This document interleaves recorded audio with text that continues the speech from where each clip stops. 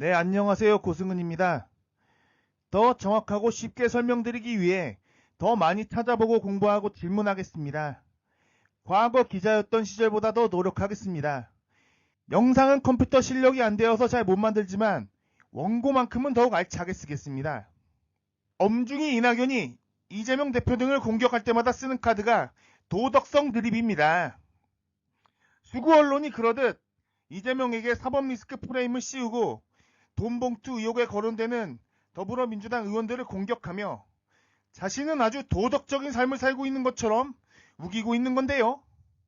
그런 얘기를 들을 때마다 어이도 없고 코웃음만 나오게 합니다.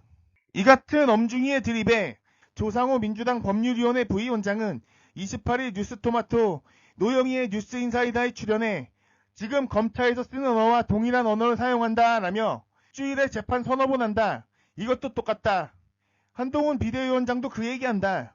한동훈 위원장과 같은 시각과 프레임으로 다당의 대표를 공격하고 물러나라고 하는 상황이라고 저격했습니다. 조상호 부위원장은 이낙연을 겨냥해 그런데 시간을 거꾸로 돌려봐서 본인의 의혹 같은 건 없느냐. 당시 굉장히 많았다라며 그래도 아직 확인되지 않은 불분명한 의혹이기 때문에 예의를 지킨다는 차원에서 선을 넘지 않았다라고 강조했습니다. 조상호 부위원장은 대표적으로 이모 실장이 옵티머스 연루 의혹으로 조사받다가 극단적 선택하셨는데 그거 관련해서 이재명 캠프 쪽에서 공격한 적이 별로 없다며 명백하게 옵티머스 관계자들로부터 무언가 제공받고 사소한 것들만 드러난 상태였지만 그 과정에서 안타까운 일까지 벌어졌던 상황이라고 강조했습니다. 앞서 민주당이 이낙연 당대표 시절이었던 지난 2020년 12월 2일 이낙연 당대표실 부실장을 맡고 있던 이경호 전 부실장이 옵티머스 로비 의혹 관련 서울중앙지검의 조사를 받았고 그 다음날 돌연 숨진 채 발견됐습니다. 이경호 전 부실장의 경우엔 이낙연이 국회의원 5선과 전남지사를 지낼 당시 줄곧 그를 보좌했던 최측근으로 20년 인연이었습니다. 이경호 전 부실장은 지난 2014년 전남지사 경선 당시 이낙연 경선 후보 측에서 불거진 당비 내납 사건 당시 기소되어 1년 넘게 옥살이까지 했을 정도로 큰 희생까지 한 최측근이라 할 수 있습니다. 당시 이낙연이 검찰의 강압수사 의혹에 대한 비판의 목소리를 낼 것으로 다들 예상했으나 정작 이낙연은 이경호 전 부실장을 애도만 했을 뿐 검찰엔 침묵으로 일관했습니다. 그 이후 이낙연은 옵티머스 관련 조사 없이 이듬해 8월 무혐의 처분을 받았는데 당시 윤석열 검찰이 봐주기 수사를 한 것 아니냐는 논란도 일었습니다. 조상호 부위원장은 또 이낙연의 당비 내납 사건 과정에서 고 이경호 전 부실장이 처벌받았던 사례도 거론했습니다. 조상호 부위원장은 전남지사 경선 과정에서 이른바 당비 대납 의혹으로 당비를 대신 내주고 위장당원 모집했다는 걸로 처벌받았다라며 처벌받고 실형 살고 나왔기 때문에 공무원으로 임명할 수 없는 상황인데 이낙연 도지사 때 자문위원으로 위촉하면서 고정급여를 줬다. 그러면 사실상 공무원으로 임명한 것과 같은 효과를 준 것이라고 지적했습니다. 문제의 당비 대납 사건이란 이낙연이 2014년 6월 열린 지방선거 당시 전남지사 출마를 앞두고 이낙연 캠프 측에서 약 2만 명의 권리당원을 확보하기 위해 그들의 당비 약 5천만 원을 대납했다는 의혹이 불거진 사건이었습니다. 당시 전남지사 선거는 민주당 공천만 받으면 쉽게 당선되는 선거이기에 경선이 본선이나 다름없었습니다. 당시 전남지사 경선은 이낙연 대 주승용의 양자대결 구도였는데 발표된 여론조사를 보면 양 후보가 오차범위 안에서 접전을 벌이고 있었습니다. 그 과정에서 공천에 유리하게 하기 위한 수법이 동원됐던 것이고 결국 당비 대납 사건으로 불거진 거죠. 이처럼 당비 대납 사건이 불거졌던 시기는 국가가 무엇인가라는 회의를 들게 했던 세월호 사건이 일어났던 때이기도 합니다. 온 나라가 세월호의 스품에 젖어 있을 때 발생한 일이라 당비 대납 사건은 전국적 이슈가 되진 않았습니다.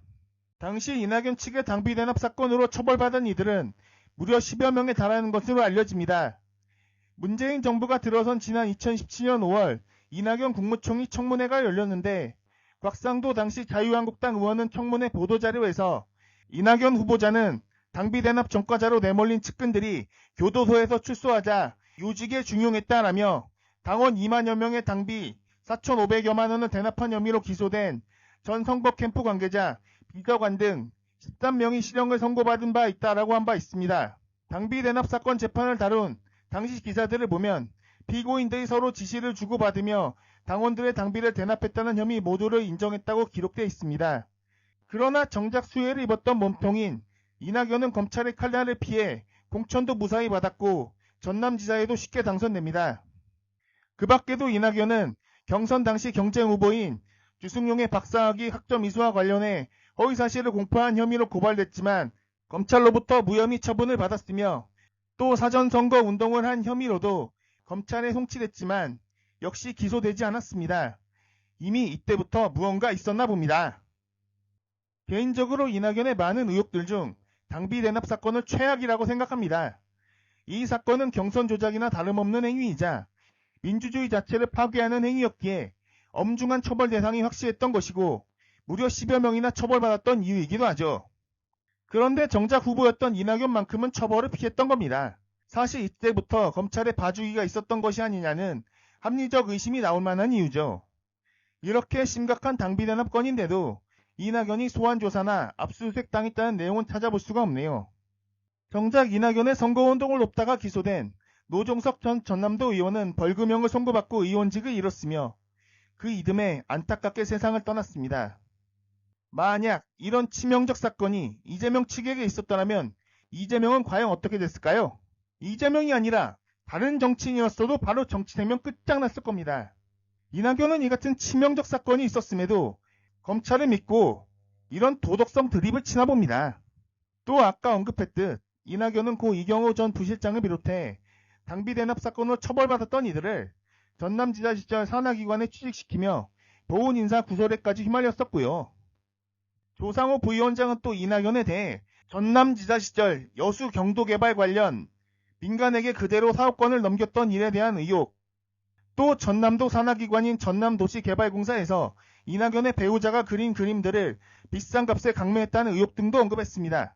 조상호 부위원장은 그게 본선에서 공격 포인트가 될 수 있을진 몰라도 적어도 그 당시엔 후보자로서 자격상실 요건 명백하게 확인된 게 아니라면 서로 예의를 지킨다는 차원에서 정책 경쟁하자는 건데 이낙연 캠프는 시종일관 네거티브했다라며 그래서 확인되지 않은 의혹을 재생산하고 그걸 조중동이라 불리는 보수 언론들이 또 확대 재생산하고 그걸 받아서 검찰은 정말 전광석과처럼 신속하게 움직이고 그래서 결국 어떻게 됐는가? 윤석열 정부 출범한 거지라고 일갈했습니다. 실제 이낙연 캠프 측에 있던 사람들, 이재명에게 얼마나 실수 없이 공격을 퍼붓습니까? 특히 서른, 신경민, 윤영찬, 정운현 요 4명이 아주 대표적이었지요. 대장동 누명을 악질적으로 씌운 것은 물론 이미 전후관계와 조작임이 확인된 형수 욕설 사건도 재점화했죠. 또 아무 증거도 없이 맨날 횡설수설하는 김모 씨까지 끌어들이며 물어뜯지 않았습니까? 실제 이낙연 캠프는 엄중이라는 캐릭터 자체가 전혀 컨텐츠가 없으니 저런 억지 공격밖에 할 것이 없었던 거죠. 엄중이는 문재인 정부 황태자이자 최장수 국무총리로서 모든 힘을 다 실어줬음에도 대체 무엇을 했던가요? 그렇게 힘 실어줬을 때 아무것도 안 하고 이명박근혜 사면 드립이나 쳐서 180석 민주당을 순식간에 꼬아박았는데 컨텐츠가 있을 리 없잖아요? 그러고 보니 이낙연을 비롯한 친문수박들, 백들이 그동안 한 공적 성과가 무엇이 있습니까? 믿게 할 만한 비전이 있습니까? 또 그러고 보니 이낙연을 비롯한 친문수박들, 그들 대부분이 이재명의 반만이라도 검찰의 수사를 받았다는 소식은 듣도 보도 못했습니다. 이낙연을 비롯한 저들이 과연 그렇게 도덕성이 훌륭하셔서 수사 안 받고 있는 걸까요?